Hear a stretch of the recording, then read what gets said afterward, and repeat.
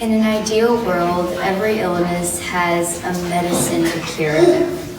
The phrase "get well soon" has been used over and over, and people generally view an illness as something temporary that has a perfect remedy and it can be completely relieved. People generally associate sickness as something physical, with pain that is visible to everyone, and people are supposed to know exactly how you feel. But what if I told you that not all illnesses are completely cured? Not everything can be healed, and not everything is noticeable to the people around you. On top of this, the illness is different for everyone. This is a form of mental illness, and it's different for each and every individual. When I was 12 years old, I was first diagnosed with generalized anxiety disorder. At the time, I was ashamed of saying I had anxiety. It sounded insulting, and I avoided saying the word at all possible costs. I dismissed it as stress, and I prevented myself from reaching out for the support that I really needed. The anxiety escalated, and it began to affect my daily life.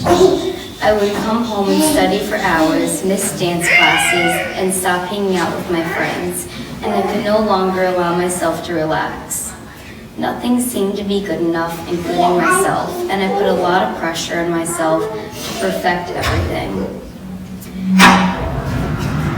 Before I knew it, I was also diagnosed with OCD, obsessive compulsive disorder, and I felt like I was losing control. I was no longer able to handle my responsibilities, and I began to overthink everything. I couldn't understand why it took me forever to finish things, why I put so much pressure on myself, why it seemed so much easier for everyone else, and why everything was so hard for me. My anxiety became worse, and I felt more alone. No one seemed to experience this, and I questioned what was wrong with me. The more difficult things became for me, the more I questioned myself, and I was terrified and felt that I had to put more pressure on myself to work harder. My ambition was something I always loved about myself, but it began to be something that seemed to harm me. The pressure I put on myself became completely consuming, and it began to affect my physical health. I progressively lost weight at the end of junior year, and I realized that I had to leave school early to go away to the hospital. I was really confused, and everything seemed to be uncertain.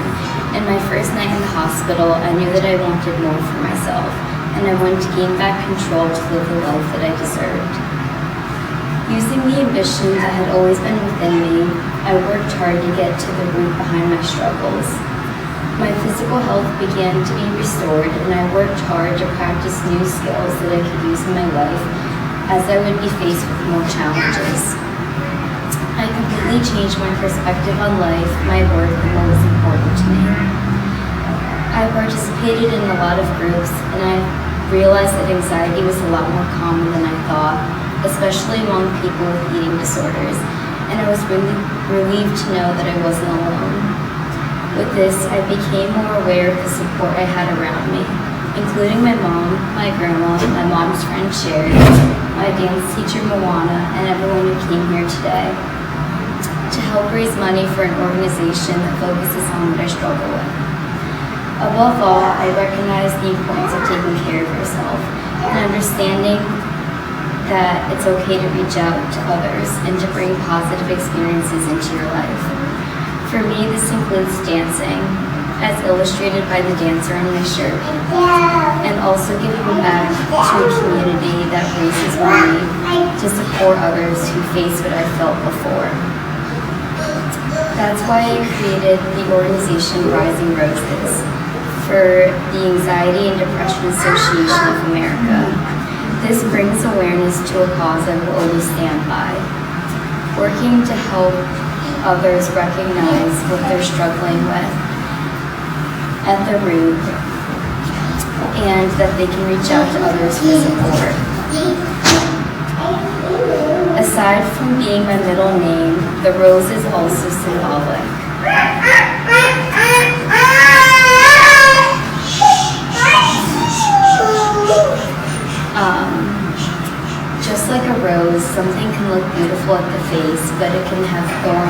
feeling underneath.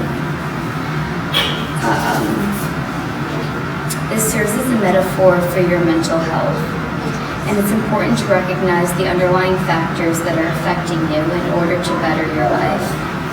The ADAA encourages people like myself and others here today to share their stories about their experiences and struggles with anxiety.